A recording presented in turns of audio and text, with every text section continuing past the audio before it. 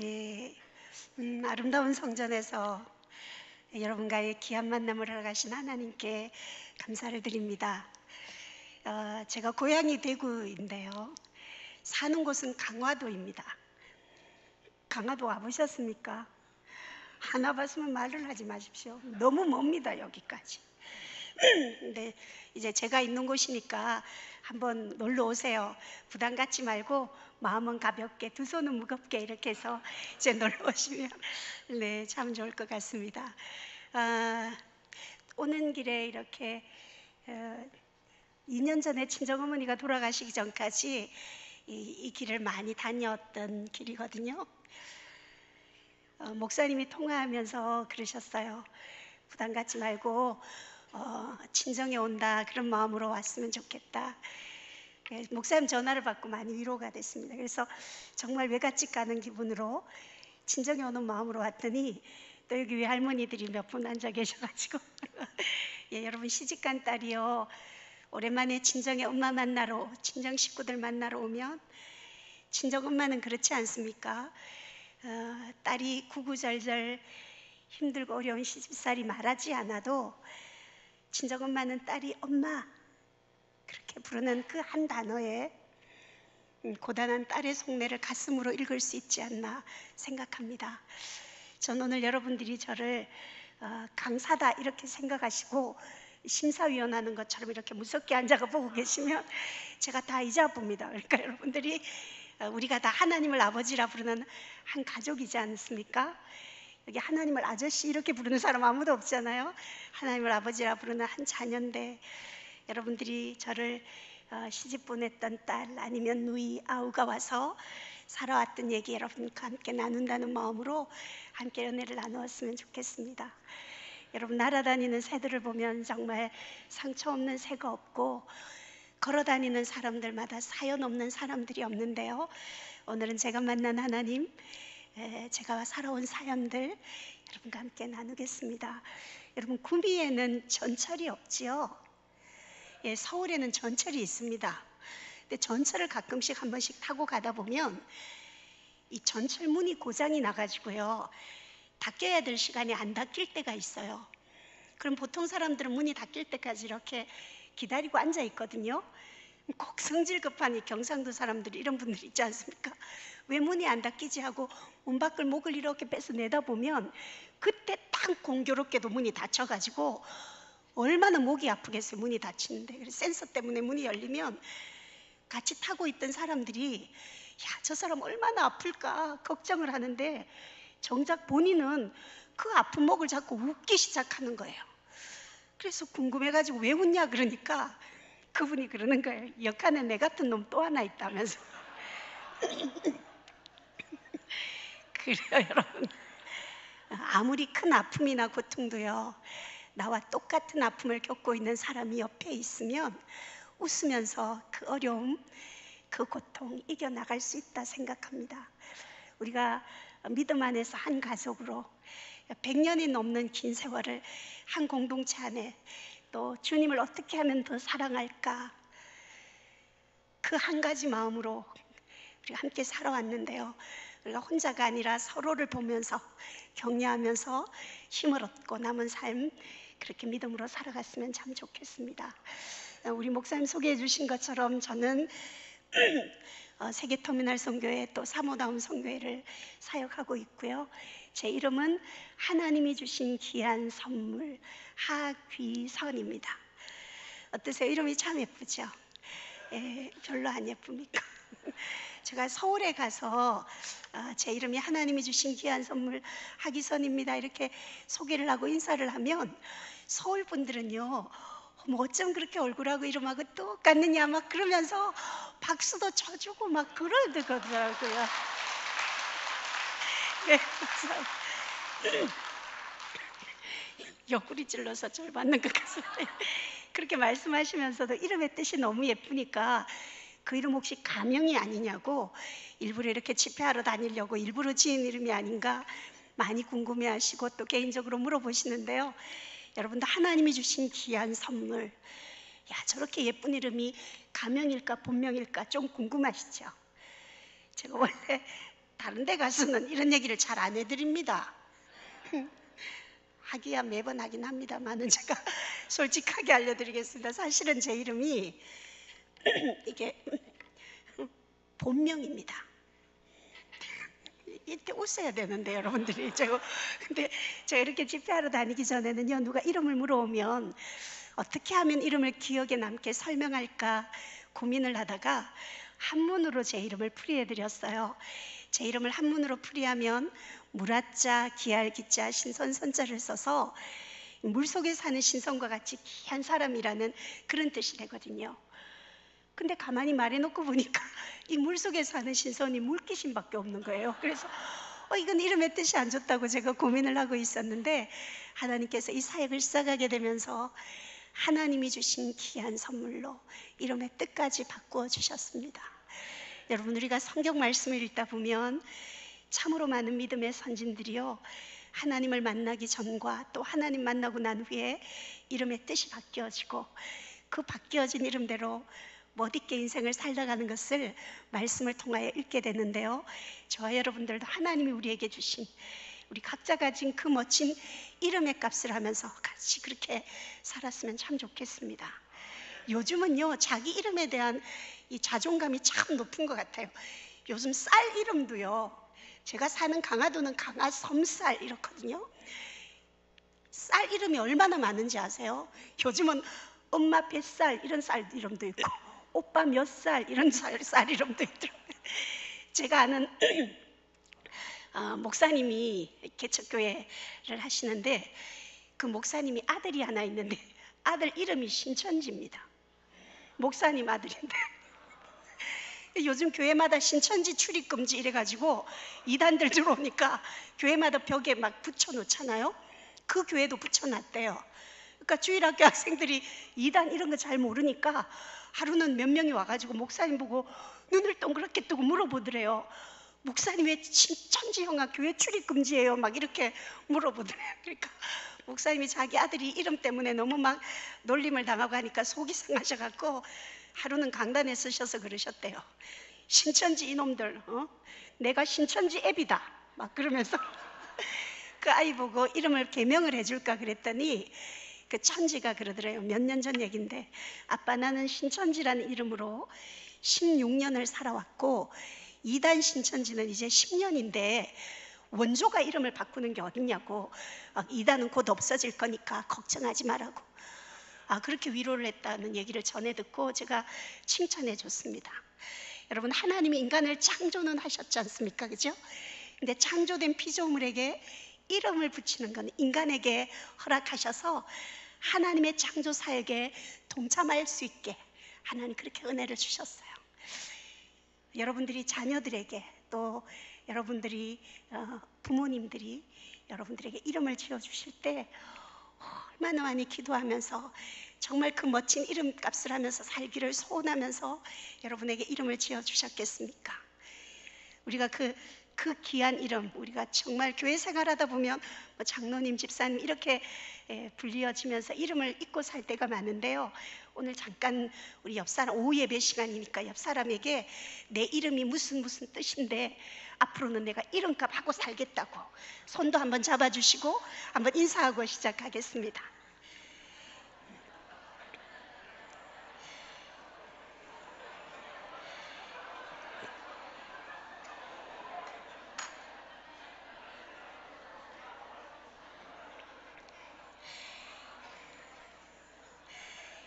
그죠? 이렇게 소개를 하다 보니까 자기 이름이 정말 멋진 뜻을 갖고 있죠.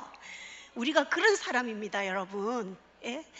우리가 자기 이름의 정체성, 자존감을 가지고 있으면 내가 어떤 존재다, 하나님이 나를 얼마나 사랑하시는 세상에 하나밖에 없는, 눈에 넣어도 아프지 않을 내가 그런 사람이다, 그 자존감이 있으면 누구 앞에 가도 여러분 당당할 수 있습니다.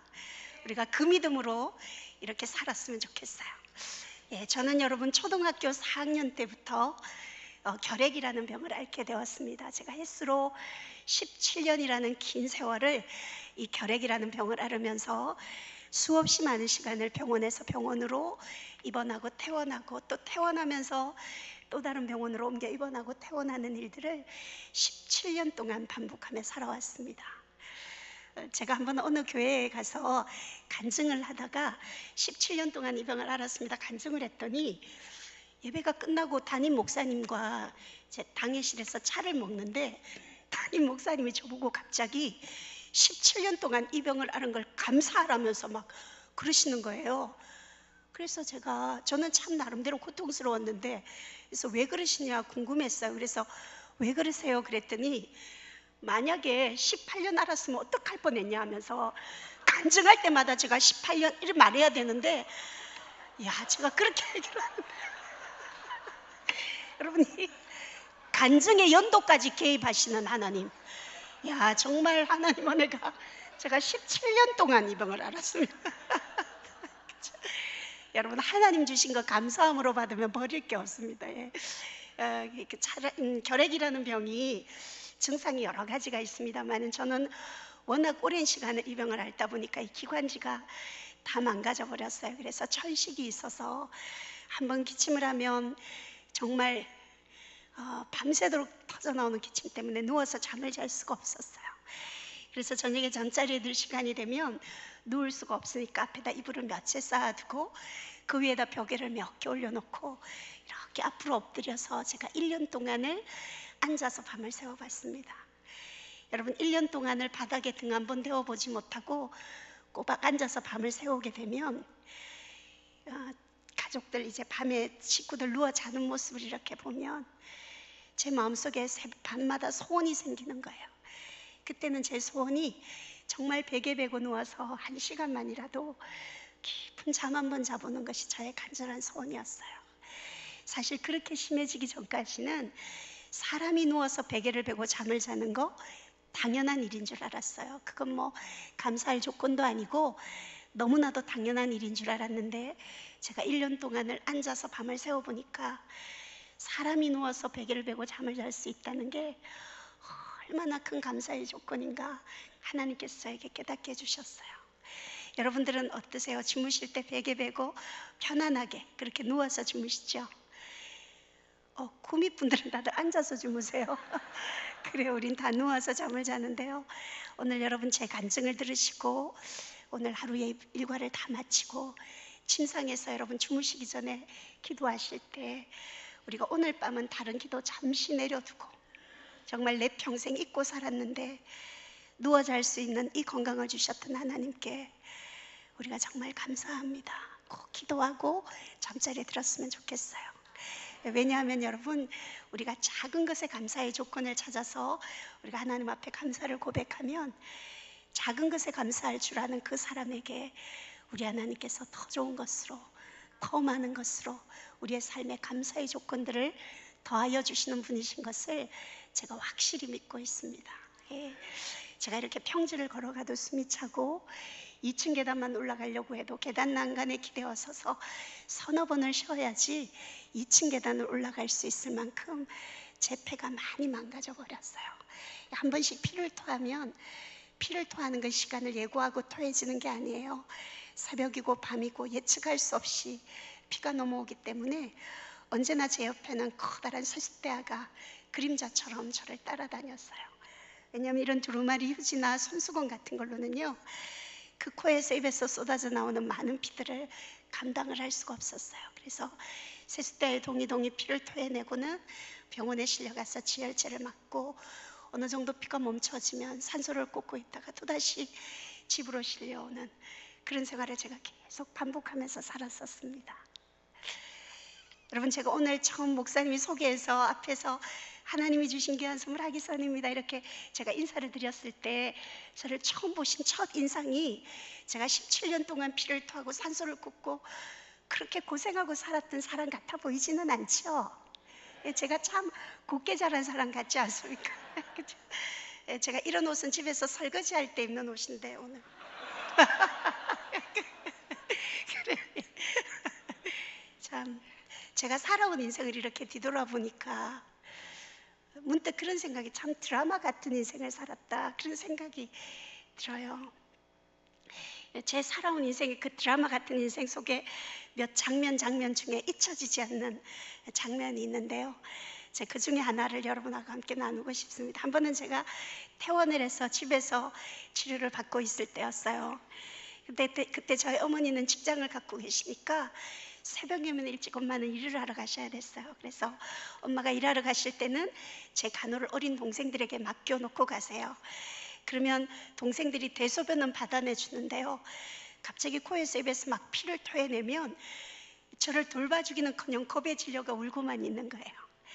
그러니까 여러분들이 생각하실 때 피를 토한다 그러면 뭐 티슈나 손수건으로 받아낼 수 있는 그런 정도의 피를 토하는 게 아니라, 저는 각혈을 한번 하면 코에서 입에서 콸콸콸콸 피를 쏟아내는 거예요. 그러면 숨을 못 쉴 정도로 막 콸콸콸 넘어오죠. 숨을 쉬어야 되면 넘어오는 피를 꿀꺽 삼켜야 돼요.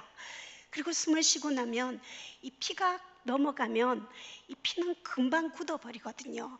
그 피덩이가 기도에 딱 막혀 있으면 힘을 다해서 그 피덩이를 뱉어내야지 숨을 쉴 수 있는데, 그 피덩이를 뱉어낼 힘이 없으면 기도가 막혀서 많은 환자들이 각혈하다가 그렇게 죽거든요. 근데 사람이 본능적으로 살려고 하면 그 손가락으로 막 피덩이를 꺼잡아낸단 말이에요. 얼마나 막 온 손이 얼굴이 피덩이자 피덤벅일 텐데, 그걸 옆에 동생들이, 어린 동생들이, 어른이라고는 하나도 없는 데서 보면서 얼마나 무서웠겠어요.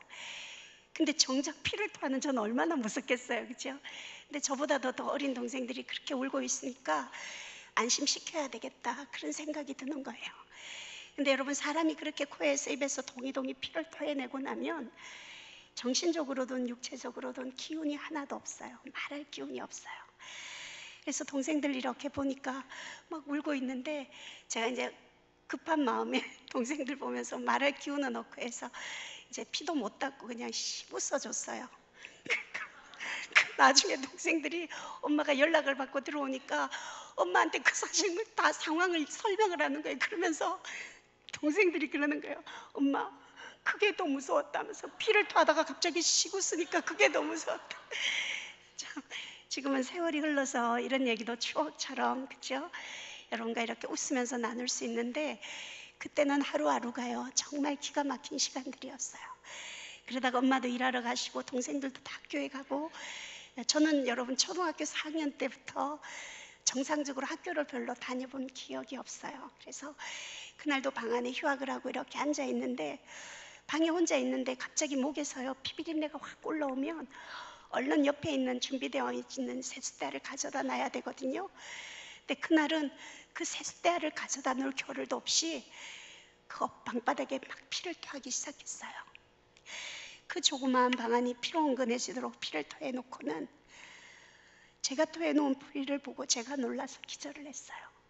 근데 다행히도 같이 새들어 사시는 아주머니들이 그렇게 피를 토해놓고 쓰러져 있는 저를 발견하시고 그 119 구급차를 불러서 저를 태워다가 대학병원 응급실에다 실어다 주셨어요. 제가 여러분 지금은 119를 안 타는데요, 정말 한동안 119 정말 많이 탔어요. 요즘도 가끔씩 컨디션이 안 좋으면 이 꿈을 꾸는데, 어떤 꿈을 꾸냐면 그 119 구급차를 타고 갈 때 누워서 봤던 그 천장 있지 않습니까? 차의 천장, 그게 생각이 나요. 아마 그 소리, 앰뷸런스 소리를 들으면서 그 실려가면서 내가 다시 살아서 이 길을 돌아올 수 있을까, 그 마음에도 그런 생각이, 무서운 마음이 있었던 것 같아요. 그게 이제 몸이 안 좋으면 꼭 꿈으로 그렇게 트라우마처럼 남아있으니까 그런 것 같아요. 그래서 119 구급차에 실려서 병원에 갔어요.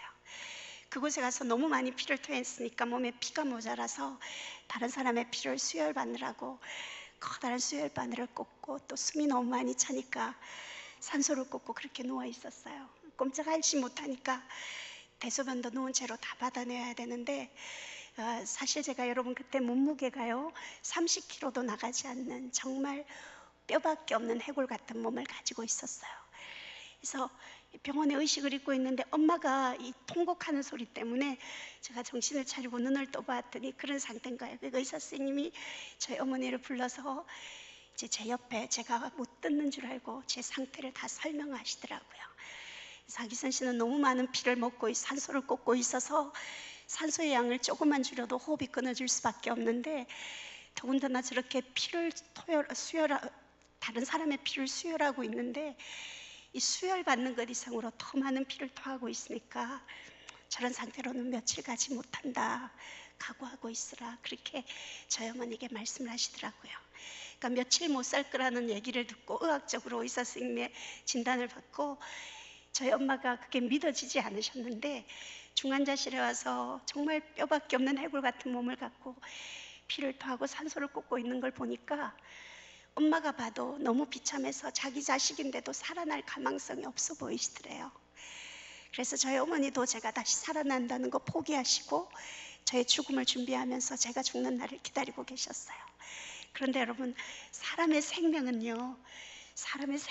우리 하나님 손에 있습니다. 그죠? 의학으로는, 의술로는 며칠 갈 수 없다는 그 진단을 받은 저였지만 하나님은 하나님의 때가 되지 않아서, 그리고 부족한 저에게도 미련이 남으셔서 그 위독한 환경 속에서도 저를 데려가시지 않으셨어요. 여러분, 그 주인공은 죽는 법이 없습니다. 그죠? 엑스트라는 총알이 비껴가도 죽는데 주인공은 수십 발 명중을 해도 쉽게 안 죽습니다. 여러분, 하나님이 이 천지 창조하실 때 모든 걸 다 만들어 놓고 맨 마지막에 사람을 왜 맨 마지막에 사람을 만드셨는지 아세요? 주인공이기 때문에. 그래서 우린 주인공은 죽지 않습니다. 여러분, 사명 잃지 않으면 하나님 함께 하시니까 여러분, 우리의 생명은 주님께 있습니다. 꼭 믿으시기 바랍니다. 그래서 조금씩 건강을 하나님 회복시켜 주셔서 제가 휠체어 타고 화장실 길 정도는 다닐 수 있을 만큼 회복이 되어졌어요. 근데 대학병원의 응급실이나 중환자실은 병원비가 너무 많이 비싸기 때문에 저희 같은 가난한 결핵 환자들은 그렇게 좋은 병원에는 오랫동안 입원을 해 있을 수가 없었어요. 여러분, 제가 17년 동안 이 병을 알아오면서 아마 전국의 결핵병원이라는 병원은 몇 달씩이라도 다 입원을 해봤어요. 그런데 여기 가까운 곳에 경상남도 마산에 가면 국립마산결핵병원이라고 결핵 환자들만 모아두는 병원이 있는데 제가 마산결핵병원에는 3년을 입원해 있었어요. 그래서 제가 그곳에 혹시 치료할 수 있는 방법이 없을까 찾아갔더니 의사 선생님께서 그 엑스레이, 제가 입원해 있을 때 찍었던 그 수십 장에 이르는 엑스레이 필름이랑 기록해 놓은 차트들을 꺼내 놓으시고는 그러시더라고요. 하기선 씨는 너무 오랫동안 이 병을 앓았고 이미 결핵약이란 약은 다 먹어버렸기 때문에 약의 내성이 와서 먹을 약도 없고 치료할 방법도 없으니까 차라리 집으로 돌아가서 잘 먹어야 낫는 병이니까 영양가 있는 음식이나 먹으면서 새로운 결핵약이 개발될 동안 기다리는 것이 좋겠다고 집으로 돌아가라 그러시더라고요. 근데 여러분, 제가 그때 집으로 돌아갈 수 있는 그런 상황이 못 되었어요. 그때 저희 집이 참 가난했었어요.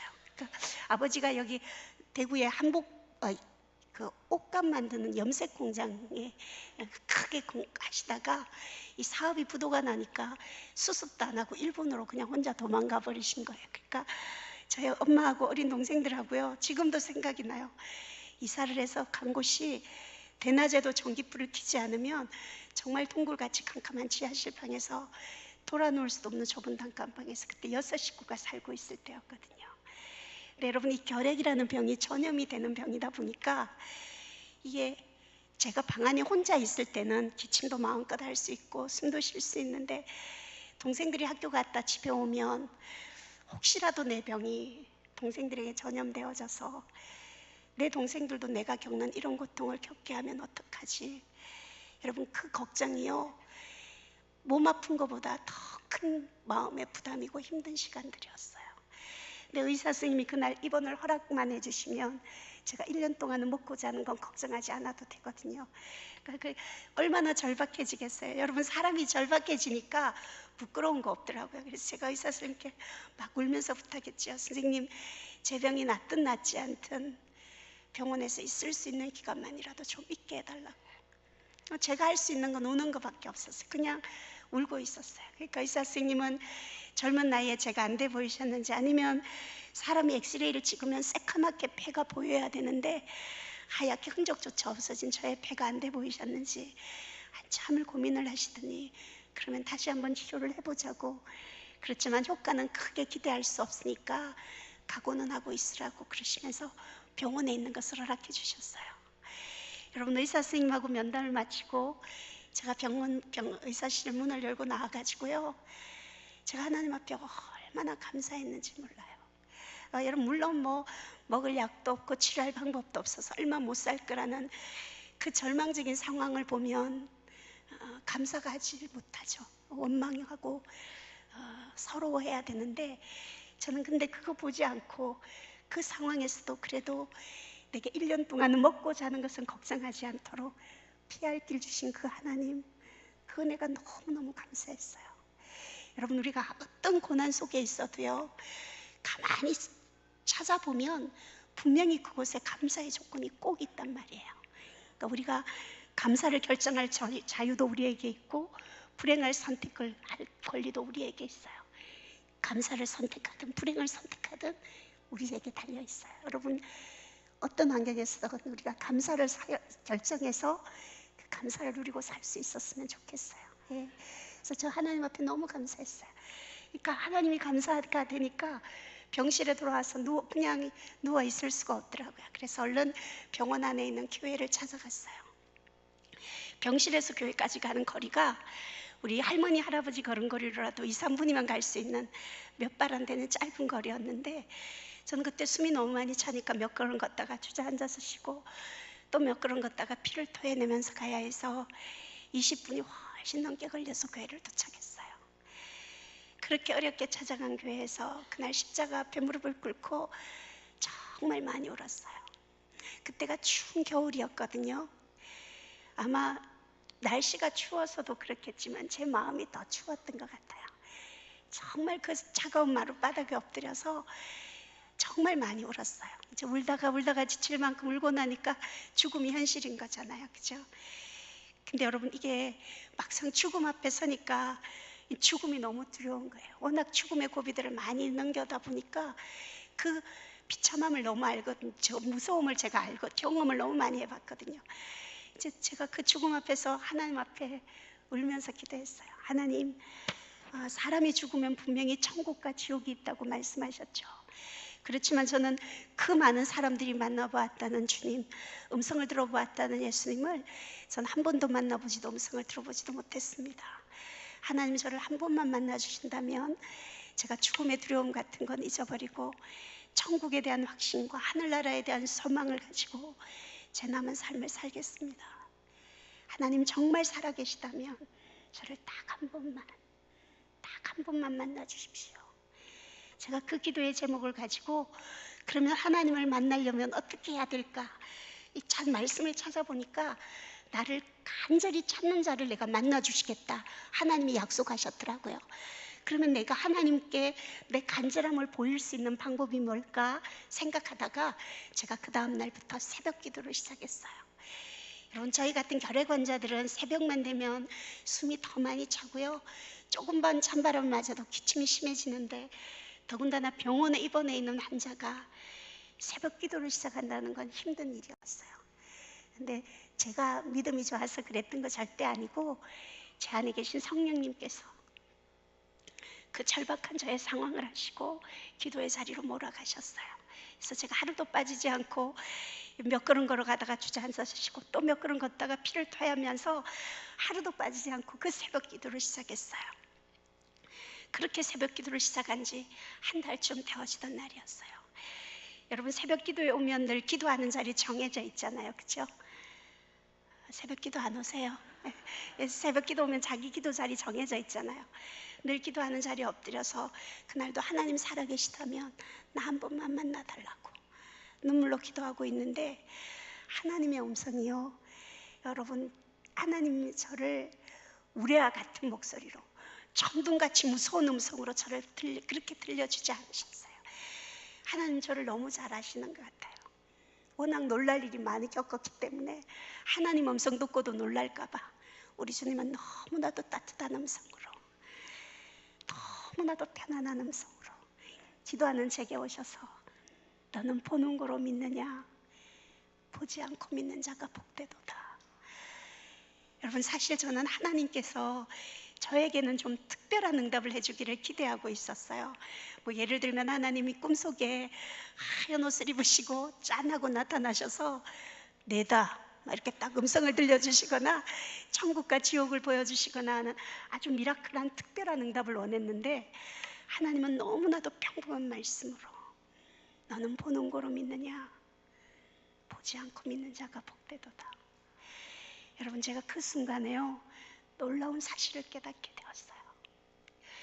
우리가 바람이 어디서 와서 어디로 가는지 우리 눈에 보이지 않아서 볼 수 없지만, 우리가 시원한 것으로 바람의 존재 알 수 있는 것처럼, 우리 주님 내 눈에 보이지 않아서 내가 볼 수 없고 만질 수 없어도 언제나 우리 주님은 늘 변함없이 늘 평안함으로 내 안에 늘 나와 함께하고 계신다는 사실을 깨닫게 하셨습니다.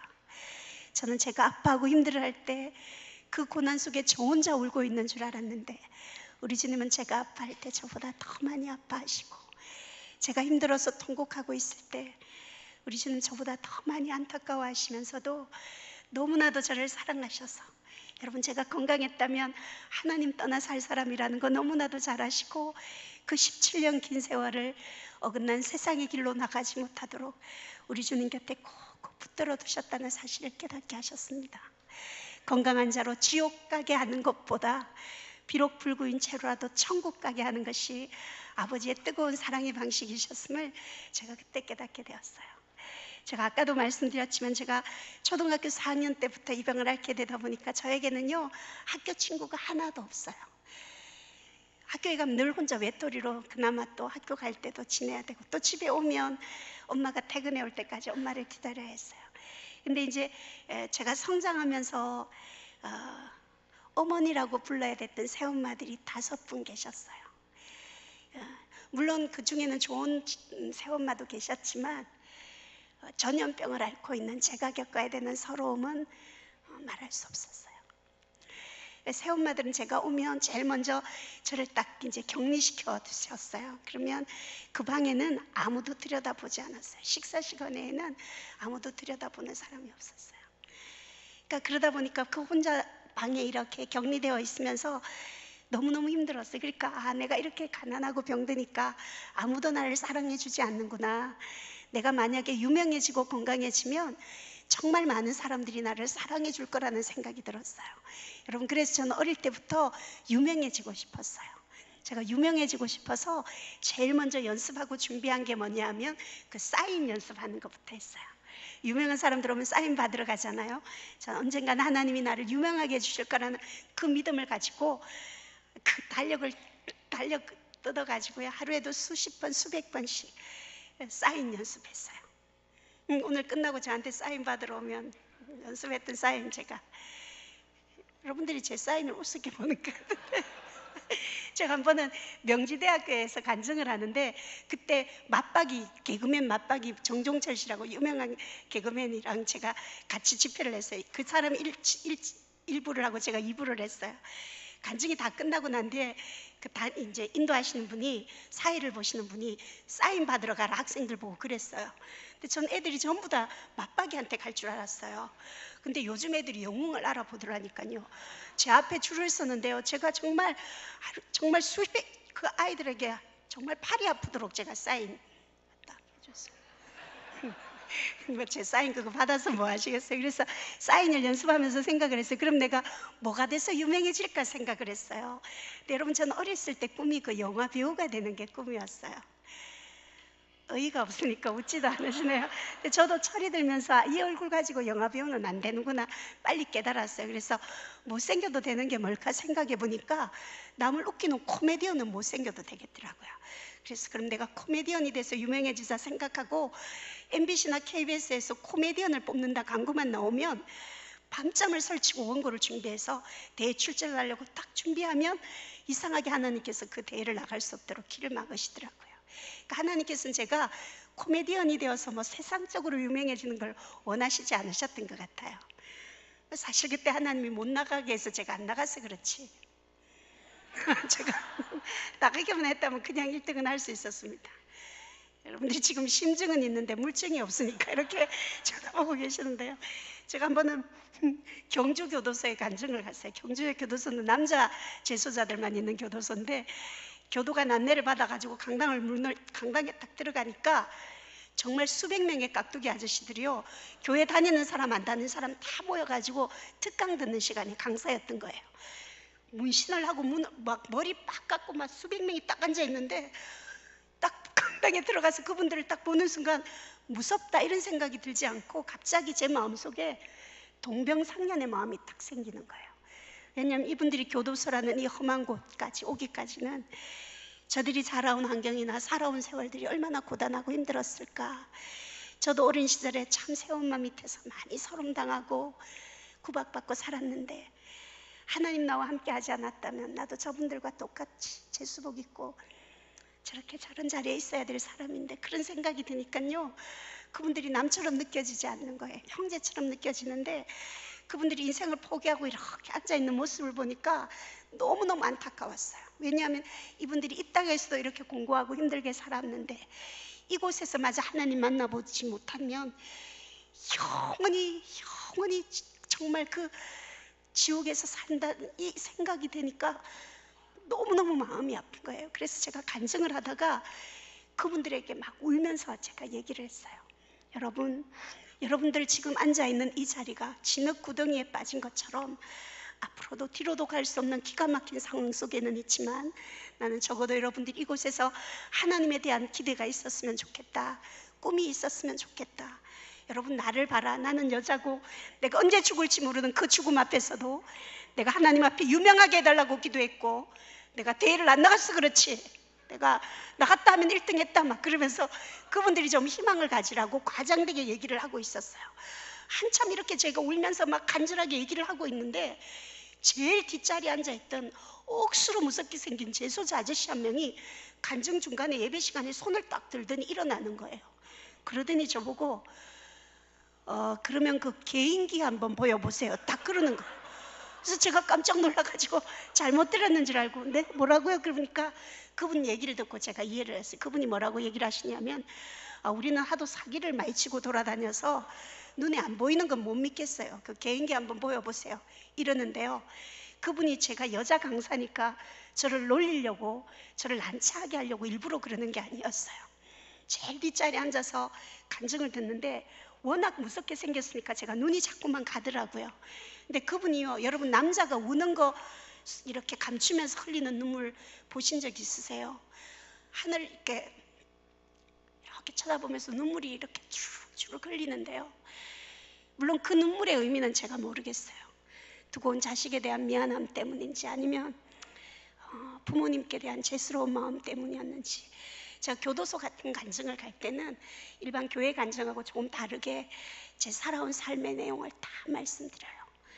한 명이라도 저보다 더 비참한 삶을 살아온 사람이 없을 것 같아서 그분들에게 위로가 되었으면 하는 마음으로 간증을 하는데, 그분이 그렇게 울다가 손을 들고, 당신이 말하는 게 정말 사실이라면 그 피를 토하고 산소를 꼽으면서도 사인 연습을 하고 대회에 나가려고 했다는 게 진심이라면 증거를 보여보라는 거예요.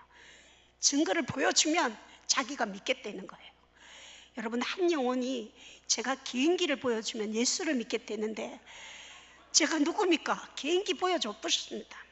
그랬더니 교도소가 난리가 났습니다. 경주 교도소 생기고 저보다 예쁘게 생긴 여자는 다녀간 적이 없었다면서 그 남자분 일어나서 제가 기립박수 받았습니다. 예, 감사합니다. 한번 제가 다른 데 가서는 잘 안 해드리는데 이거 오늘 100주년 넘었기 때문에 오늘 개인기를 한번 보여드리려고 하는데, 경주 교도소에 했던 그 개인기를 보여드리려고 하는데 여러분들이 박수를 안 쳐서 제가 전국을 이렇게 전 많은 세계를 다니면서 간증을 하다 보니까 대충 박수 치는 모습을 보면 그분들의 가문을 대충은 저도 알 수가 있어요. 누가 앞에 나와서 강사가 이야기를 할 때 그 강사가 잘하든 잘못하든 그 강사를 바라보면서 환하게 웃어주고 뜨겁게 박수를 쳐주는 사람들의 조상을 조사해 보면 그런 분들 조상은요 거의 다 정승, 판서 막 이런 사람들. 근데 누가 앞에 나와서 얘기를 해도 게을러서 박수도 안 치고 인상만 탁 쓰고 있는 이런 사람들의 조상을 조사해 보면 그런 분들 조상은 거의 다 마당새, 아니면 뭐 잘 돼봐야 4시 막 결혼해서 4시가 후손이 있는지는 모르겠습니다. 저 오늘 이 자리에 오후 예배 시간까지 참석하신 정말 하나님 사랑하는 뜨거운 마음을 가진 우리 구미장로교 여러분들 전부 정승판서 자제분인 줄 알고 제가 다시 한번 인사드리겠습니다. 네. 뭐 사실 우리가 정승판서 자제 되겠습니까? 여러분, 우리가 누굽니까? 할렐루야, 그렇습니다. 하나님의 자녀들입니다. 제가 중요한 얘기를 하는데요, 여러분 잘 들으셔야 합니다. 여러분, 하나님의 자녀들은요, 누가 잘 못하는 사람이 앞에 나와서 개인기를 보여줬을 때, 개인기가 재미가 하나도 없어도 그래도 저 사람이 쌕쌕거리면서 열심히는 하려고 하네 이러면서 뜨겁게 박수를 쳐줄 줄 아는 따뜻한 마음을 가진 사람들이 하나님의 자녀들이다. 요 얘기를 개인기 하기 전에 미리 해두는 이유를 아시죠? 자, 이제 여러분들이 하나님의 자녀라는 거 기억하시고 이제 개인기 들어가겠습니다. 여러분, 우리가 비행기를 타고 가다 보면 스튜어디스들이 안내 방송을 하죠. 어떻게 하냐면 이렇게 하죠. Ladies and gentlemen, on behalf of Korean Airlines, we would like to thank you. 뭐 이렇게 다 알아들으셨군요. 예, 그렇게 방송을 하는데, 제가 기차를 타거나 비행기를 타면서 이렇게 안내 방송하는 사람들 안내를 이렇게 듣다 보면 그분들은 목소리가 정말 예쁘더라고요. 이 기차를 타고 가면 안내 방송을 하는데 어떻게 하냐면 이렇게 하죠. 청도 밀양 삼당진 부산진 무궁화호 열차 타는 곳 3번홈이 되겠습니다. 선로 가까이 계신 분 안전한 홈 쪽으로 박수 칠 때까지 하겠습니다. 이렇게 안내 방송. 제가 그 방송을 들으면서 생각을 했어요. 아, 우리나라는 각 지역마다 사투리가 있는데 그 지역의 사투리로 안내 방송을 하면 정말 재밌겠다. 고향 간다고 기차 탔는데 졸다가 자기가 내릴 고향 사투리로 안내 방송이 딱 나오면 아, 이제 내가 내릴 때가 됐구나 이러고 내리가 짐 챙기면 내리겠다 이런 생각을 했어요. 제가 아까도 말씀드렸지만 고향이 제가 대구입니다. 동대구에 가면 옛날에 안내 방송을 했는데 어떻게 했냐면 이렇게 했어요. 동대구, 여기는 동대구역입니다. 내리실 손님 잊으신 물건이 없으신지 다시 한번 살펴보시고 천천히 차례대로 내려주시기 바랍니다. 이렇게 방송을 하는데 이 방송을 이렇게 하지 말고 경상도 사투리로 하는 거죠. 뭐 어떻게 하냐면 이렇게 하죠. 태구입니다. 여 태구 다 왔어요. 내리실 손님은 예, 뭐 일가뿐 물건은 없는가 어쩌든지 딴 데 한번 살펴보시고 천천히 차례대로 내려주이소. 뭐 이렇게 방송을 하는 거죠. 예. 근데 이 방송이 전라도, 광주, 목포 이쪽으로 가면 또 방송이 달라져요.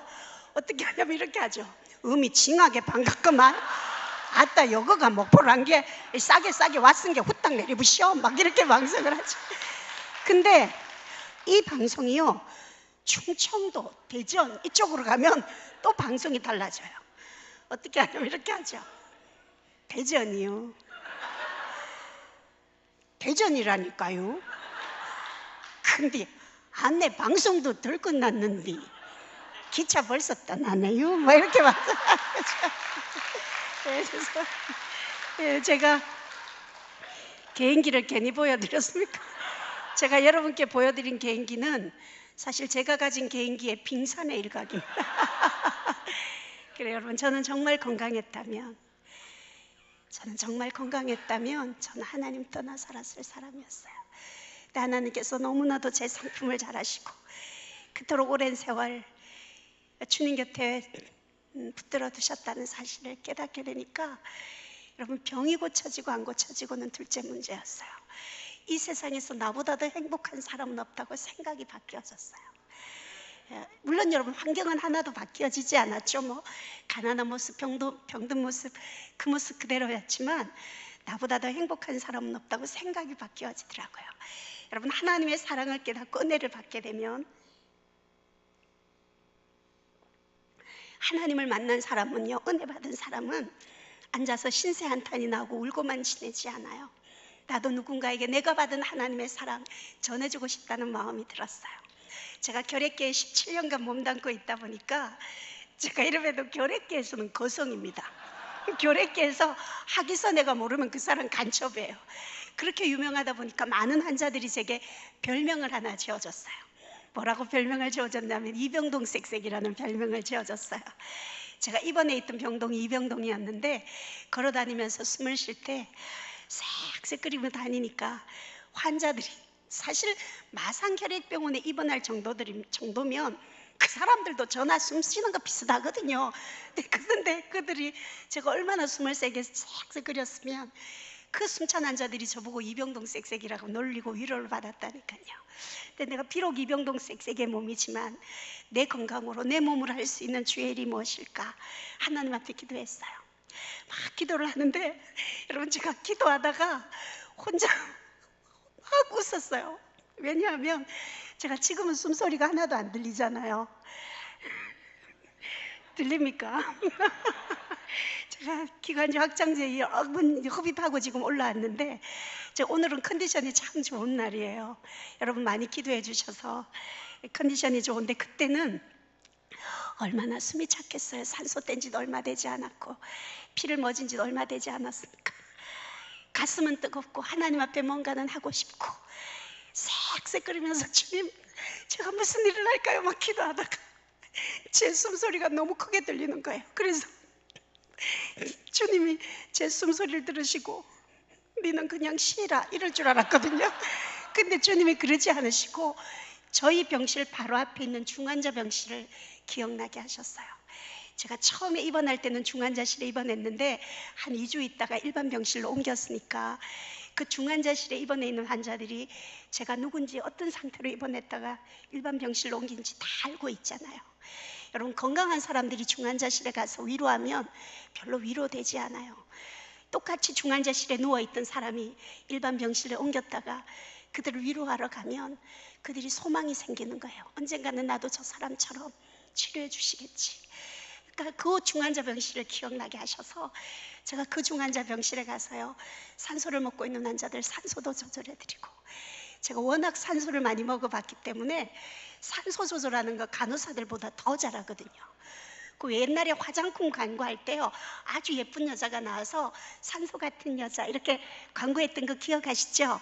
근데 그 여자분은 아무리 예뻐도 산소 같은 여자지만 저는 산소를 먹던 여자였습니다. 제가 그래가지고 산소도 조절해드리고 또 피를 토하는 환자들 피도 받아내주면서 정말 저의 최선을 다해서 그 중환자실에 있는 환자들을 섬기고 돌보고, 또 죽음을 앞두고 불안해하고 있는 그 중환자들에게 죽음이 끝이 아니다, 새로운 시작이다, 사람이 육은 죽지만 영으로 영원히 산다, 내가 만난 하나님, 그 천국과 지옥, 그 좋으신 하나님 전하기 시작했습니다. 그런데 여러분, 우리 하나님 얼마나 멋진 분이신지요. 화장실 길도 겨우 가는 그 쌕쌕 끓이는 몸으로 중환자 병실 봉사를 오래 하지 않아서 그 다음 달 검사를 하는데요, 어떤 약을 먹고 어떤 주사를 맞고도 치료되지 않았던 17년 동안이나 저를 괴롭혀왔던 결핵균들이 그달 검사 결과 모조리 떨어지는 놀라운 기적을 체험하게 하셨습니다. 할렐루야. 예. 아멘. 그래, 여러분, 저를 치료해 주신 하나님의 얘기를 들으시고 여러분들이 아버지께 박수를 드렸는데요, 제가 소원하기는 오늘 이 시간 이곳에서 드려진 여러분의 박수 소리 우리 주님 귀 기울여 들으시고, 예배가 끝난 후에 우리 육신에 있는 아픔이나 가정에 있는 모든 어려움들 다 회복시켜 주시는 놀라운 은혜가 우리 모두에게 있기를 소원합니다. 그리해 주실 주님께 우리가 믿음으로 박수할까요? 아멘. 제가 이렇게 건강해 보이지만 왼쪽 폐는 하나도 없습니다. 이게 수술을 해서 없어진 게 아니라 17년 동안 알아오면서 결핵균들이 다 갉아먹어버려서 다 녹아내려서 왼쪽 폐는 하나도 없어요. 그래서 받쳐주는 폐가 없기 때문에 제가 이렇게 서 있을 때나 걸어 다닐 때 왼쪽 어깨가 언제나 기우뚱해져 있어요. 그리고 그 남아있는 오른쪽 폐도 정상적인 여러분들은 상엽, 중엽, 하엽, 이게 오른쪽에는 세엽의 폐가 있어요. 나가서 아는 척 하셔도 돼요. 의학 상식이에요. 근데 저는 상엽, 중엽은 하나도 없어요. 밑에 하얀만, 그것도 거의 폐기능을 상실한 늑막염까지 동반된 작은 폐를 가지고 지금도 생활하고 있습니다. 결핵이라는 병이 다 나았다고 해서 금방 호흡이 정상적으로 돌아오는 것이 아니라 이미 없어진 만큼의 폐활량을 못하기 때문에 제가 지금 완쾌 된 지가 10년이 훨씬 지났지만 지금도 평지를 걸어가도 숨이 차고 2층 계단으로 오르려면 몇 번을 쉬어야 합니다. 제가 참 조심하지만 제 말하는 숨소리가 여러분에게 전달되어질 것입니다. 근데 이렇게 말하는 것도 숨차고 평지를 걸어가는 것도 숨찬 제가요, 이 호흡으로도 하나님을 찬양할 때는 별로 숨차지 않아요. 그래서 이제는 더 심한 것이 생기지 않도록, 더 심한 것이 생기지 않도록 다시는 죄를 범치 말라고 당부하셨던 우리 주님의 당부의 말씀들 기억하면서 저는 저를 살려주신 하나님께서 행여라도 제 생명을 연장시켜 주신 거 우리 주님 후회하시지 않도록 저의 남은 삶을 정말 주님 기뻐하시는 일에 아름답게 쓰임받기를 원합니다. 여러분, 몇 년 전부터 저희 같은 결핵 환자들에게도 장애인증을 주도록 법이 바뀌어졌어요. 그래서 마산결핵병원에 장애 진단을 받으러 갔어요. 그랬더니 외래를 봐주신 의사 선생님이 자기들이 배운 의학으로는 설명이 안 되는 환자래요. 자기가 의사 생활을 수십 년간 했고 결핵 환자들만 전문적으로 봐온 전문인데 의사 생활하면서 이 조금 남은 폐를 가지고 살아있는 사람을 처음 본다는 거예요. 여러분, 제 말이 믿어지지 않으시면 그 의사 선생님이 마산결핵병원의 원장님이세요. 전화하셔서 하귀선 제 이름을 얘기하시면 제가 결핵계의 거성이기 때문에 상세하게 설명을 해주세요. 한 번은 부산에 있는 아주 큰 교회에서 간증을 해달라고 연락이 왔어요. 저는 교회가 크든 작든 그런 거 상관하지 않고 뭐 오라는 데도 별로 없지만 비어있는 날짜를 가는데 그날 마침 약속이 없어서 그분하고 그 교회하고 약속을 했어요. 근데 알고 보니까 그 교회는 워낙 큰 교회다 보니까 교회 안에 의사 선생님들이, 장로님들이 27분인가 8분이 장로님들이, 의사분들이 계신 거예요. 그래서 당회를 하시다가 부목사님 보고 이번에 헌신예배 강사가 누가 오냐 물으셨대요. 그래서 부목사님이 저에 대해서 이렇게 말씀을 하니까 의사 장로님들 그러시더래요. 우리가 그래도 명색이 의사인데 환자 말만 들을 수 없다. 부산하고 마산은 가까우니까 그분을 치료했던 의사 선생님도 우리가 한번 섭외를 해보겠다 그러셨나 봐요. 그래서 저는 그 사실도 모르고 간증하는 날이 되어서 그 교회를 또 갔더니 제 주치의가 거기 또 와 있는 거예요. 그래서 1부는 제가 간증을 하고 2부는 제 주치의가 이 환자가 지금 이런 상태인데 저러고 있다고. 그때 의사 선생님이 그러시더라고요. 여러분, 하긴선 씨는 치료 대상이 아니라 연구 대상입니다 그러셨어요. 여러분, 저희 같은 결핵 환자들이 장애인증을 받으려면 여러 가지 검사를 많이 해야 돼요. 제일 중요한 게 동맥에서 피를 뽑아가지고 혈액 속에 있는 이산화탄소양을 재어서 장애 진단을 받게 되는 수치가 되는데, 검사 결과가 오후에 나왔다고 해서 의사실을 찾아갔더니 선생님이 자료를 보면서 그러세요. 그 까다로운 보건복지부 규정대로 한다고 해도 저는 의학적으로는 1급 장애를 받을 수 있는 사람이래요. 근데 어떻게 설명할 수는 없지만 이 조금 남은 폐를 가지고도 이렇게 건강하게 살아가니까 1, 2급 별 차이 없으니까 2급 정도면 무난하겠다고 그러면서 제게 2급 장애를 주셨어요.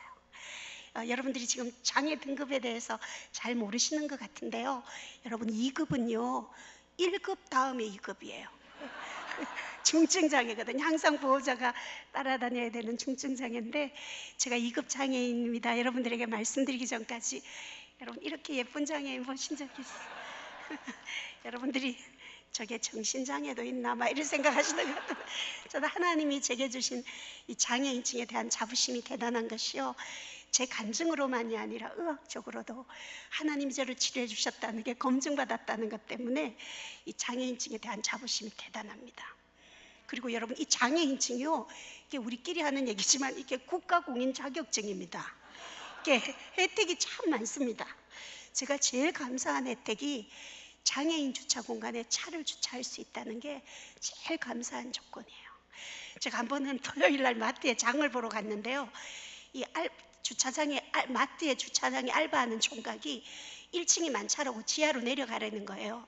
근데 그 마트에는 1층에만 장애인 주차 공간이 있는 마트거든요. 그래서 제 차에는 노란색 휠체어가 그려진 장애인 마크가 있어요. 그래서 내가 알바하는 총각한테 내가 장애인이라고 표지를 이렇게 가르치니까 알바하는 총각이 차 안에 들어오고 저를 이렇게 쳐다보는 거예요. 그래서 내가 이렇게 웃고 있으니까 고개를 덩그리더니 막아놓은 깔때기를 치워주는 거예요. 그래서 장애인 주차 공간에 차를 주차하고 내리려고 하다가 우연히 루밀로로 뒤를 봤는데 알바하는 총각이 어떤 장애인이 내리는가 계속 쳐다보고 있는 거예요. 그래서 제가 고민이 되는 거예요. 왜냐하면 제 차에는 이 루밀러에 십자가도 달려있고 성경도 뒤에 딱 세팅되어져 있어서 저 젊은 총각이 생각할 때 내가 분명히 교회 다니는 사람, 예수 믿는 사람이라는 거 알 텐데 장애인 주차공간에 차를 주차하고 멀쩡하게 걸어 들어가 버리면 저 젊은 총각이 생각할 때 예수 믿는 사람의 도덕성에 대해서 얼마나 실족을 하게 할까, 한 영혼을 내가 실족하게 할 것 같은 거예요. 그렇다고 해서 그 멀리 있는 총각한테 걸어가서 어이 총각, 내 이래 건강해 보이지만 사실은 내가 17년 동안 폐병을 하다가 내가 이쪽 배가 없고 이걸 또 설명하자니 또 곤란하게 어떻게 할까 고민을 하는데, 이 장애인 주차 공간에서 마트 들어가는 입구는 거리가 짧잖아요. 차를 내리려고 하는데 보니까 총각이 보고 있길래 그냥 절고 들어갔어요. 그 안에 그래가지고 제가 그 코너 들고 혼자 앉아가지고 그날 얼마나 웃었는지 몰라요. 그날 주님도 많이 웃으셨을 것 같아요. 야, 저거는 나도 못 말리겠다, 우리 주님이 그러셨을 것 같아요. 근데 여러분, 제가 이렇게 생각해 봤어요. 제가요, 제 영광을 위해서 그러지 않았어요. 행여라도 내 작은 행동 하나 때문에 내가 그토록 사랑하는 우리 주님, 그 주님 영광 가리울까 봐. 여러분, 하나님 앞에 달라고 기도해도 응답 못 받는 사람 있고요, 달라고 해야 겨우 하나 응답 받는 사람 있고요, 구하지도 않았는데 우리 주님이 너 뭐 필요하니 물어보는 사람이 있습니다. 그 비결이 무엇일 것 같습니까? 여러분, 하나님의 영광을 위해 사는 사람은 하나님 그 인생 책임져 주십니다. 우리가 우리의 삶으로 하나님의 영광을 위해 살아가는 저와 여러분이 되었으면 좋겠습니다. 하나님께서 그런 저를 조금씩 회복시켜 주시고 또 좋은 사람을 만나서 시집도 보내주셨습니다. 저희 신랑이 짧은 세상 하나님 앞에, 저희 신랑 여러분 억수로 잘생겼습니다. 눈도 크고 막 그렇습니다. 저희 신랑이 대우의 과장으로 오래 대기업의 과장으로 근무하다가 짧은 세상 하나님 앞에 한번 기억되어지는 삶을 살아보자, 그래서 금식하고 기도하다가 우리 주님 복음 전하는 일, 전도하는 일 가장 기뻐하신다 응답받고 지금 목사 안수를 받고 지금 세계 터미널 선교회라고 34년 5년 된 선교회인데요, 저희들이 맡아간 지는 이제 10년 되었습니다. 뭐 하는 곳이냐면 그 강남 고속버스 터미널 영동선, 호남선, 경부선 그곳에 표를 끊고 차를 기다리는 수많은 여행객들에게 우리가 무례하게 말로만 전하는 전도가 아니라 우리가 삶으로 우리 안에 있는 인격적인 하나님, 그 고상한 주님 우리가 한번 전해주자. 그래서 그곳에 전도하러 온 전도자들 훈련시키고 작은 교축교회 사모님들 전도자로 훈련시켜서 노방전도하는 사역을 저희들이 10년째 자비량으로 감당하고 있습니다. 제가 이렇게 터미널에 전도를 하러 가면 전 남자분들이 전도가 참 잘 돼요. 그래서 제가 생각을 했죠. 하나님이 내게 미모를 주신 게 이때를 위함이구나 이러면서 제가 죄송합니다. 이제 웃자고 하는 얘기인데 여러분들이 자꾸만 전도를 하러 가면 저희들은 교회 전도지가 아니고 공공장소 전도지, 특별히 터미널이라는 전도지이기 때문에 전국의 고속버스 운항 시간표를 전도지 안에 넣고 또 좋은 글귀도 놓고 하나님의 말씀도 넣어서 전도하러 가면 그러죠. 안녕하세요, 이거 고속버스 운항 시간표인데요, 이 안에 보시면 천국 가는 시간표도 있어요. 자, 그러면서 전도지를 나누어 드리는데, 여러분이 터미널 전도, 노병 전도라는 게 열매를 거둘 수 없는 곳이다 보니까 한 오랜 세월 하다 보니까 지치는 거예요. 근데 하나님이 이 일을 얼마나 기뻐하신다, 제게 위로를 주신 사건이 있어서 그 얘기만 나누고 이제 간증을 마무리하겠습니다. 제가 오전에 터미널에 전도를 하러 갔는데요, 50대 후반 된 아저씨 한 분이 온팔에 문신을 하고 의자에 앉아 계시는 거예요. 그분을 전도를 하러 가야겠다가 하고 생각하고 가까이 가다 보니까 문신도 크게 보이고 얼굴도 인상이 너무 안 좋아가지고 아침부터 벼락 맞을 것 같아가지고 안 되겠다고 돌아나가는데 제 마음속에 계속 감동을 주님이, 성령님이 주시는 거예요. 그럴 때는 순종해야 되잖아요. 그 자리에 서서 잠깐 기도하고 그분이 앉아 계시는 의자 밑에 무릎을 꿇고 앉았어요. 오전에는 제가 숨이 더 차거든요. 색색 끓이면서 자리에 앉으니까 이 아저씨가, 어떤 여자가 하나 무릎을 꿇고 왔는데 색색 끓이고 앉으니까 깜짝 놀라는 거예요. 그래서 제가 아저씨 놀라지 말라고, 제가 오랫동안 죽음 앞에 있다가 치료받고 내게 새 생명 주신 그 하나님 너무 좋아서 전도하러 이렇게 나왔다고 저를 먼저 소개했어요. 제 몸 상태가 이렇게 된 과정을 얘기를 하고는 제가 아저씨 보고 그랬어요. 아저씨, 운동장에서 아이들이 신나게 뛰어놀 때는요, 어떤 아이가 행복한 아이인지 어떤 아이가 불행한 아이인지 알 수 없습니다. 그런데 어두워지고 캄캄해졌을 때 돌아갈 집이 없는 아이는 얼마나 불쌍한 아이겠습니까? 우리가 아무리 기억하고 싶지 않고 생각하고 싶지 않아도 어김없이 인생의 어두움의 때, 죽음의 때 누구에게나 다가올 텐데, 그 마지막 죽음의 날에 돌아갈 집이 없는 삶을 살았다면 잠시 머무는 이 세상에서 부귀영화를 누리고 높은 지위를 누리고 살았다는 게 무슨 자랑이고 행복이 되겠습니까? 전 아저씨께서 제가 만난 하나님, 저를 이토록 행복하게 해주신 우리 예수님, 아저씨도 꼭 만나셔서 세상에 많은 사람들이 그토록 무서워하고 두려워하는 죽음마저도 기쁨으로 기다릴 수 있는, 돌아갈 집을 준비해 놓고 사는 멋진 인생을 사셨으면 좋겠습니다. 그렇게 전도하고 아저씨 손에 전도지를 꼭 쥐어드리고 일어났어요. 제가 그날 터미널에서 2시간을 전도를 했어요. 여러분, 저는 숨이 차니까 연속으로 전도하기가 쉽지 않아요. 몇 분 전도하고 또 자리에 앉아서 숨을 고르고 이제 전도를 하는데 전도하는데 느낌이 이상해서 흑긴 옆을 봤더니 아까 전도했던 그 문신 아저씨, 그 무섭게 생긴 아저씨가 멀찍이 서서요, 제가 전도하는 모습, 또 숨이 차서 앉아서 기침하는 모습 따라다니면서 제 전도가 끝날 때까지 다 지켜보고 계시는 거예요. 제가 그 아저씨가 저를 지켜보고 있다는 걸 안 순간부터요, 제가 정말 그날요 죽을 똥살똥 전도했어요. 이제 보라 이거지만 더 열심히 전도했어요. 아니 죄송합니다. 열심히 전도를 하고는 이제 저희 사무실이 그 강남고속버스 터미널 바로 건너편에 있어요. 사무실을 걸어가면서 제가 참 많은 생각을 했어요. 난생 처음 만난 여자가, 그것도 자기 하나 몸도 숨이 차서 쌕쌕거리면서도 내가 예수님 때문에 행복하다고, 내가 돌아갈 집이 있어서 내가 너무 행복하다고 그렇게 복음 전하는 모습을 보고 저 아저씨가 무슨 생각을 하고 나를 지켜보고 따라다녔을까? 물론 여러분, 그분이 예수님을 영접했는지 안 했는지는 알 수 없어요. 그렇지만 씨를 뿌리는 일은 제가 감당했기 때문에 자라게 하시고 거두시는 몫은 아버지의 몫이고, 우리의 아들 이 씨 뿌리는 이 일 우리가 소홀히 해서는 되지 않지 않겠습니까? 여러분, 가나 혼인 잔치에 포도주가 떨어졌을 때요, 예수님이 물 떠다 주는 하인들에게 포도주를 만들어서 갖다 주라 하지 않으셨잖아요. 물만 떠다 주라. 그러면 포도주는 주님이 만드시는 거거든요. 우리가 물 떠다 드리는 그 일에 수종될 수 있는, 순종할 수 있는, 복음 전하는, 그 복음을 부끄러워하지 않는 믿음의 사람들이 되었으면 참 좋겠습니다. 저는 남아있는 배가 워낙 작기 때문에 아이를 가질 수 없다는 그런 의사의 진단을 받았습니다. 제가 결혼한 지 20년 훨씬 지났는데요, 요즘 한창 선거가 막 그런, 내일이 선거일인가요? 모레가 선거일이죠. 이틀 남았는데 제가 정치를 하면 법을 하나 만들고 싶어요. 자식 없는 사람들한테는 청첩장 안 보내는 법, 이런 거 정말 많이 청첩장이 오는데, 제가 육신의 자녀는 필요가 없지만 정말 여러분, 하나님은 제게 그 뭐 5월달 이런 달 되면 저를 엄마라 불러주는 자녀도 없고, 제가 엄마라고 불러드려야 될 부모님도 아무도 이제는 안 계세요. 그래서 참 마음이 아플 때가 있어요.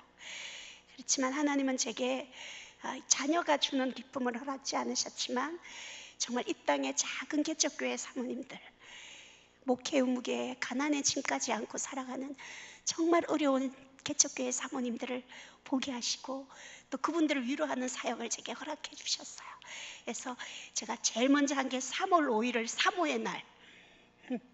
여러분들이 여기 이제 목사님이 여자 목사님이셔서 여기는 사부의 날로 해야 되겠는데 사모의 날 이래서 매년 전국의 사모님들 모아서 축제를 하는 장안 사모님도 시상도 하고 여러 가지 일들을 하는 사모의 사역도 하고 지금 저는 강화도에서 사모 쉼터를 운영하고 있습니다. 지하실에 사시는 사모님들, 힘들고 어려운 개척교회 사모님들이 힘들고 지칠 때 무작정 와서 무료로 이렇게 먹고 자고 쉬었다 기도하고 재충전받고 돌아갈 수 있도록 작은 곳에서 지금 열심히 그런 사역들을 감당하고 있는데요. 저는 그렇게 생각합니다. 여러분, 사람이요 자기의 재능과 소질을 최대한 발휘해서 죽을 곳이 있어서 죽을 곳을 향해 달려가는 사람은 그 일이 고상하든 유치하든 가장 가치 있는 일이라 생각되어집니다. 여러분들에게 죽을 곳은 어디신지, 여러분의 재능과 소질을 발휘해서 내가 죽어야 할 곳을 찾아가는 멋진 102년의 전통을 가진 우리 구미 장로교회 여러분들은 아마 그 찾는 일이 아주 쉬우리라 생각합니다. 그 길을 여러분들이 꼭 찾아서 가장 가치 있는 일에 여러분의 인생을 투자하셨으면 좋겠습니다. 저는 남아있는 이게 폐가 워낙 작아서 호흡 곤란 때문에 1년에 서너 번은 병원에 입원을 하게 돼요. 이 사람이 여러분 숨이 차면 삶의 질이 정말 떨어지거든요. 제가 한 번은 병원에 입원해 있는데 보통은 2주 정도 산소 꽂고 있으면 또 퇴원했다가 또 입원하고 그렇게 하는데 한 달 반 동안 입원을 해, 한 달 반, 2달 가까이 입원을 해 있어도 이 호흡이 정상적으로 돌아오지 않는 거예요. 한 달쯤 입원하는 날 산소를 꽂고 있는데 숨이 갑자기 호흡곤란이 새벽 2시에 호흡곤란이 찾아왔어요. 저도 그때는 그런 호흡곤란은 난생 처음 겪어보는 호흡곤란이었어요. 제가 산소를 얼마나 잘 조절을 하겠어요. 최고로 올렸죠. 그런데도 숨이 가빠서 숨을 쉴 수가 없는 거예요. 끓이고 있는데 도저히 안 되겠어서 비상벨을 새벽 2시에 눌렀어요. 그랬더니 간호사, 의사들, 당직하는 사람들이 다 찾아온 거예요. 얼굴이 숨이 차니까 여러분 숨을 못 쉬니까 제일 먼저 얼굴이 붓기 시작하더라고요. 끓이고 있으니까 산소 수치를 재니까 너무 떨어지니까 얼른 코를 속에 있는 산소를 빼내고 이상한 커다란 기계를 가지고 와서 입에다 꼽는데 그게 무슨 기계냐면 몸속에 있는 이산화탄소를 빼내고 고단위 산소를 집어넣어주는 기계인 거예요. 근데 보통은 고단위 산소를 집어넣으면 숨이 조금씩 괜찮아져야 되는데 그 기계를 꼽았는데도 산소 수치에 변동이 없는 거예요. 그리고 있는데 의사 선생님하고 간호사 또 보호자가 나누는 얘기가 들려지는 거예요. 저 기계를 꽂고 있는데도 호흡이 정상적으로 돌아오지 않으면 중환자실에 옮겨서 인공호흡기 껴야 되니까 준비하라고 그러는 거예요. 제가 여러분 사람이요 다른 고통도 물론 힘들지만 숨을 못 쉬는 이 고통은요 어떻게 설명을 할 수가 없어요. 너무 고통스러워요. 그 숨을 쉬면서 그 의사가 말하는 소리를 듣고 그 의식을 잃어가는 가운데도 제가 하나님 앞에 그렇게 기도했어요. 하나님, 제가 평생 하나님 사랑하고 살았는데 하나님 내 마지막이 중환자실에 인공호흡기 끼고 있다가 그렇게 하나님 만나고 싶지 않아요. 하나님 저 좀 도와주세요. 얼마나 간절히 기도했는지 몰라요. 정말 여러분 그 간절한 기도를 글쎄요 몇 분 했을까요? 근데 이게 호흡이 조금씩 거짓말처럼 정상으로 들어오는데 완전하지는 않지만 그래도 중환자실에 옮겨서 인공호흡기는 끼지 않아도 될 만큼 숨이 쉬어지는 거예요. 얼마나 감사했는지 몰라요. 그러니까 의사 선생님 간호사들 다 돌아가고 난 뒤에 저희 남편이 연락을 받고 옷을 갈아입으러 갔다가 하루 집에 가서 자고 있는데 그날 마침 그래서 새벽에 달려왔어요.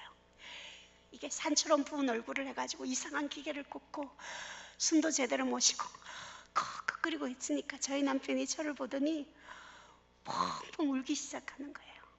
제가 결혼하고 20년 동안 살면서 남편이 그렇게 우는 걸 처음 봤어요. 펑펑 울더니 제 손을 잡고 기도를 하더라고요. 하나님 3년만 더 살려주십시오. 그렇게 기도를 했어요. 그런데 제가 그때는 급해가지고 아멘을 했어요. 근데 아마 저희 남편이 생각할 때 3년의 시간은 큰 믿음으로 말한 거거든요. 의학적으로 봐도 3개월도 믿음이 없으면 말할 수 없는 그런 환경이었어요. 근데 내가 정신을 좀 차리고 난 뒤에 저희 남편 보고 그랬죠. 아니, 기도하는데 돈 드는 것도 아닌데 좀 더 쓰지 3년이 뭐냐고.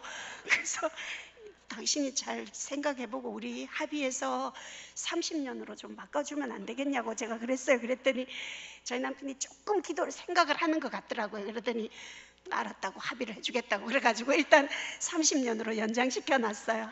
그래서 여러분들이 생각나실 때 기도해 주시면 그 연장된 시간까지 살지 않을까 생각합니다. 근데 여러분, 이렇게 숨이 차면요 삶의 질이 참 많이 떨어져요. 살아있다고는 해도 정말 삶의 질이 떨어져요. 지금도 계속 입원 퇴원을 반복하게 되는데요, 숨이 차면 일주일 간격으로 입원했다가 퇴원하고 그렇게 되는데, 한 번은 또 입원을 했는데 바로 옆에 병실에 환자가 죽었어요.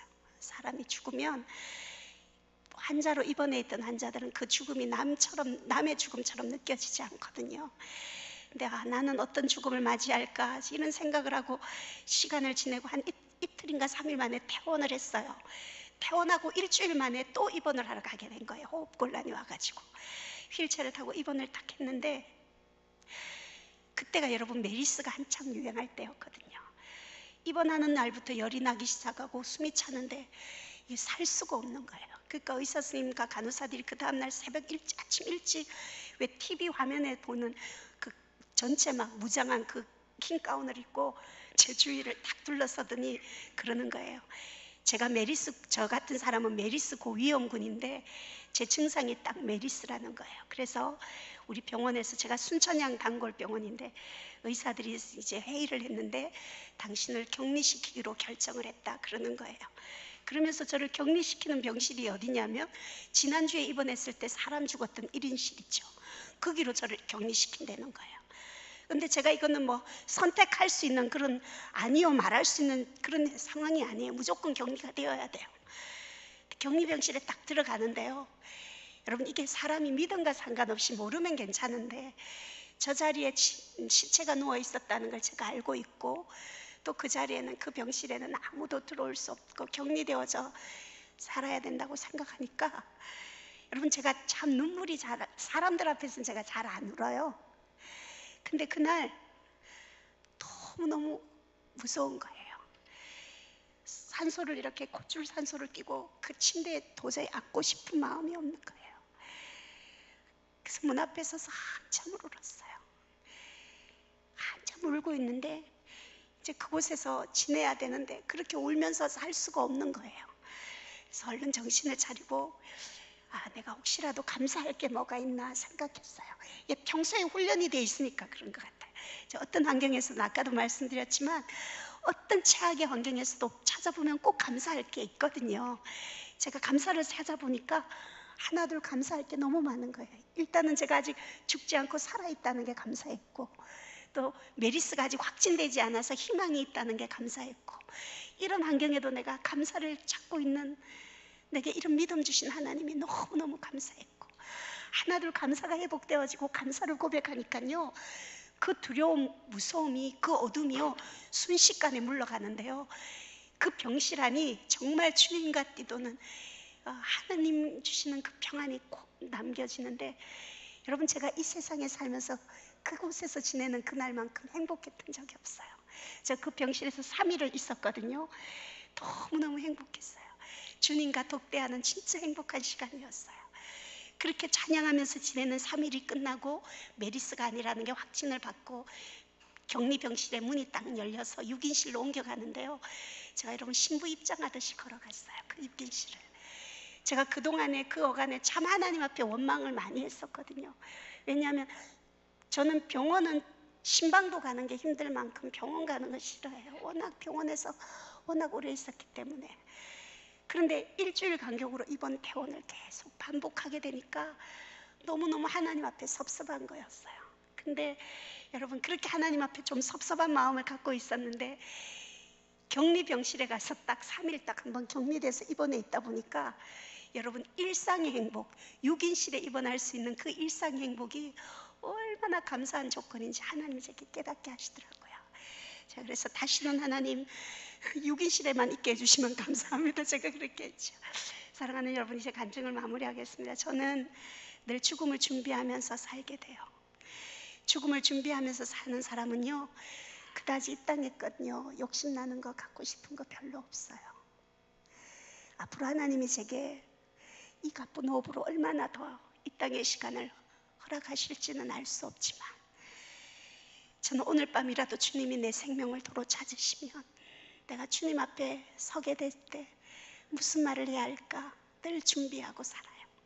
저는 여러분, 주님을 만나게 되면 제일 첫 마디가, 저는 늘 제가 했던 것처럼 주님 감사합니다, 주님 감사합니다, 그 고백을 제일 먼저 할 것 같습니다. 그러면 우리 주님이 제가 어떤 인생을 살아왔는지 다 아시잖아요. 그렇죠? 제 살아온 인생의 여정을 다 아시는데 그런 주님이 오냐 그러고 마시겠어요? 그러지 않으실 것 같아요. 저를 보시고는 보좌에서 내려와서 저를 꼭 안아주시면서 그러실 것 같아요. 아니야, 그렇게 힘들고 어려웠는데 잘 살아줘서 내가 너 때문에 더 고마웠다. 주님 앞에 꼭 그 칭찬을 제가 받고 싶습니다. 여러분, 우리 모두 언젠가는 주님 앞에 서게 될 텐데, 여러분,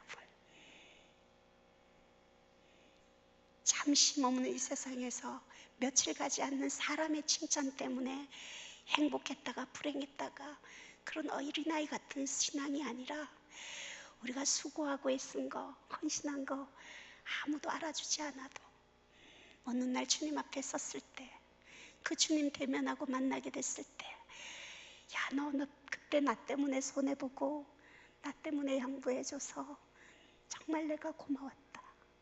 여러분, 우리 주님 앞에 그렇게 칭찬받을 수 있도록 우리의 남은 시간을 그렇게 살아드렸으면 참 좋겠습니다. 여러분, 제가 참 행복하게 보이죠? 그죠?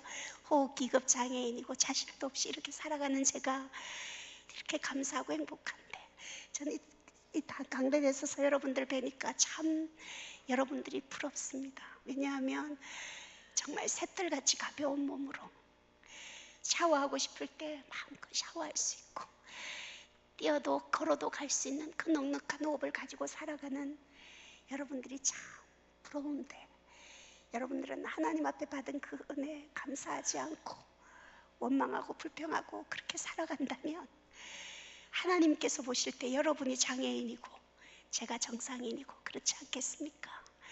우리가 하나님 앞에 감사하면서 행복한 사람으로 주님 앞에 살아드렸으면 좋겠습니다.